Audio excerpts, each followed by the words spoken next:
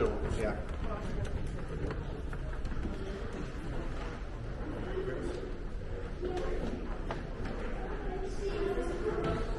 It dates back from most likely another family that lived here afterwards. And we'll talk about that. You folks here for the 150? Or you folks here for the 150?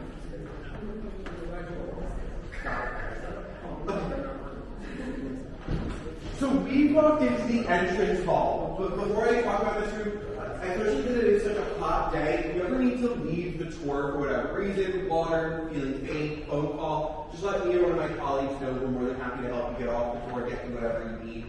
In addition to that, there are chairs throughout the house, and you'll see the ones without ribbons on them.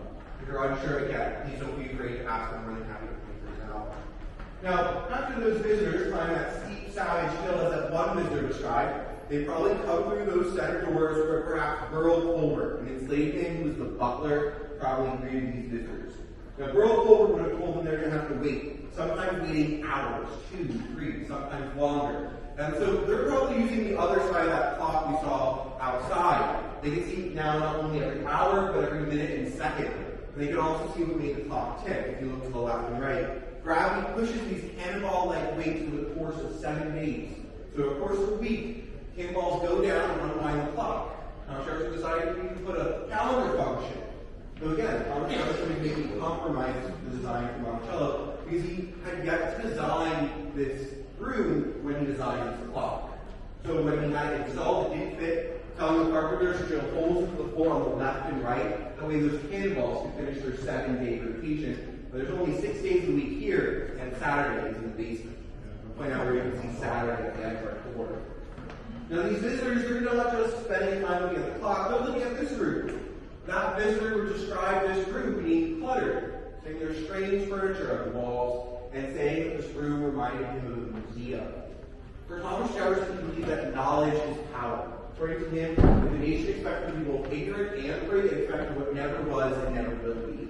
The SparkNotes translation of what he was saying was essentially, in order for self-government to work, the ideas that he wrote in the Declaration of American Independence, $2 bill, that in order for those to work, citizens needed to be educated. So yes, we're going to be waiting here sometimes for hours for people to work. Like science.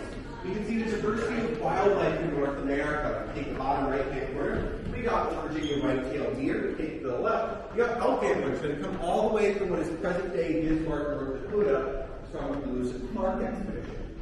These guys then made you think about the Lewis and Clark expedition when they looked at this map of the United States. 16 states, its western boundary with the Mississippi River. However, Thomas Jefferson would change that map in 1803 when he would purchase the Louisiana Territory from the French. This would double the size of the United States for about $15 million or 40 cents an acre. Thomas Jefferson would then send military and scientific expeditions out west, most famously that Lewis and Clark expedition. Meriwether Lewis, William Clark, this core discovery about 40 people, including an enslaved man named York, and eventually a Shoshone woman by the name of Sagaway or Savagery. There are many different pronunciations. And Savagery would play crucial roles in this expedition. She would be introducing them to the plant life and wildlife, those elk that I mentioned earlier, but also introducing them to some of the over 40 different Native American nations and tribes in India, like the Mandans, the Lakota, and the Oxos. If you look around the wall, you can see, for instance, the bison hunt, these bison roads, which shows a battle between the Mandan and Lakota, or another kind of map, the Missouri River and its tributaries out west towards the Rocky Mountains, or even the shields and tomahawks or ceremonial items. Now, we don't know what happened to Thomas Jefferson's original collection. While about 60 to 70% of the objects that we're going to be seeing today are the originals, these Native American objects are not original. They are recreations. Now, while many of those Native American tribes the Lewis and Clark expedition met would be violently removed from their homes, we know many of those tribes continue to exist to this day, passing down their histories, their cultures, and as you can also see their artistic traditions, working with those tribes to recreate the original collection. Are there any questions while we're here?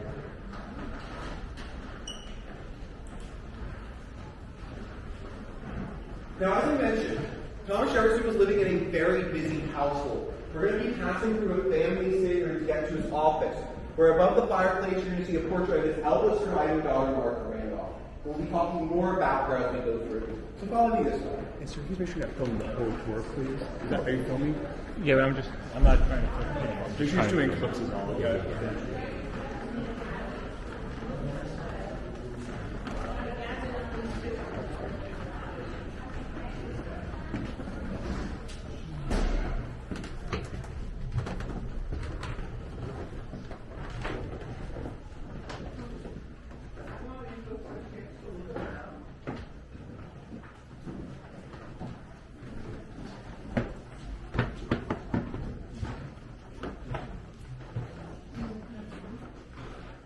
Stay right in here, so come on in, get a chance to look around into Thomas Jefferson's library.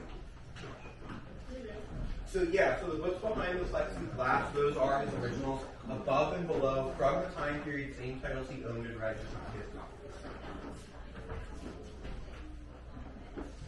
Come on in, we have plenty of room for everybody. And if we're looking for one of those chairs, there is a chair in here if anyone would like to use it.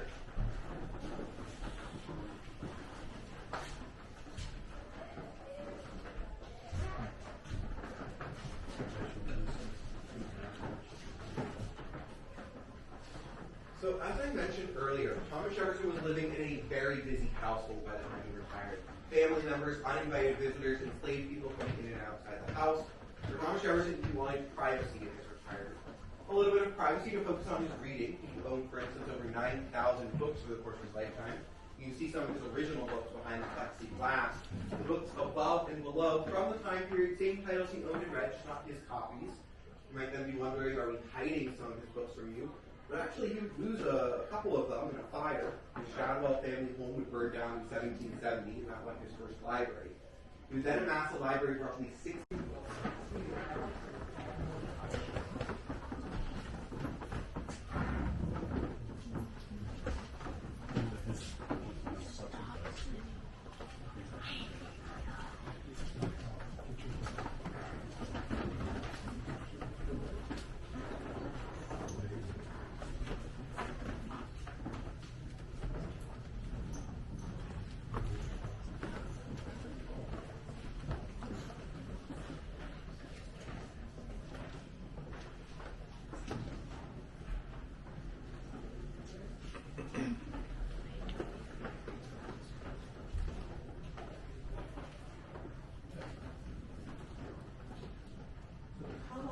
Folks, we'll be able to talk and see his office from here.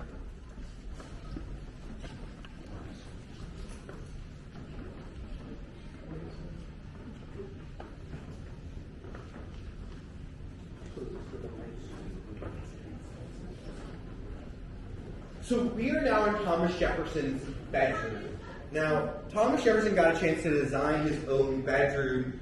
He would actually redesign it after his time in France. So Martha Jefferson would have not known their bedroom to look like this. So part of those changes would have included raising the ceiling to add a skylight, more natural light coming in through those long triple-sash windows, but also for him an alcove bed. Thomas Jefferson was always thinking about how to save space. Having a closet to the left, that door opens up to a ladder for a closet above his bed. Allows light and air into a storage space for linen, so allowing air to circulate in that closet above.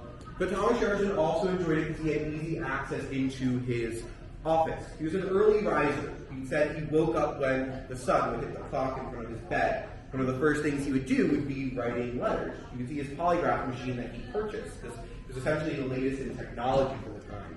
He would write over 19,000 letters over the course of his lifetime. Look at these doors. I think you might find how these doors work a tad interesting. So watch carefully.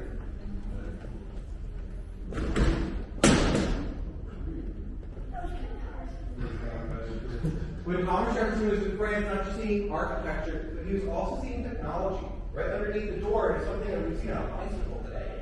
It's a chain from a figure 8 the past 200 years.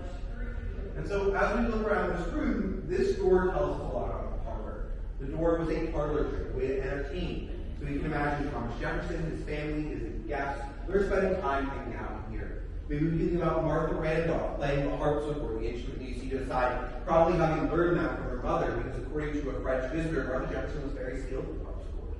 We can imagine Martha Randolph's children playing things like a game of Goose you see on the floor. It's kind of like a hybrid of Yahtzee and Chutes and Ladders. Or perhaps Ellen Randolph, one of Martha Randolph's daughters, giving her grandfather a run for his money at chess, as she was known to do.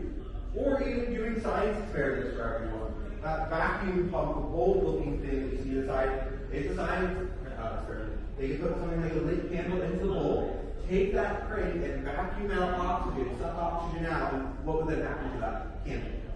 It would go out. And so they can talk about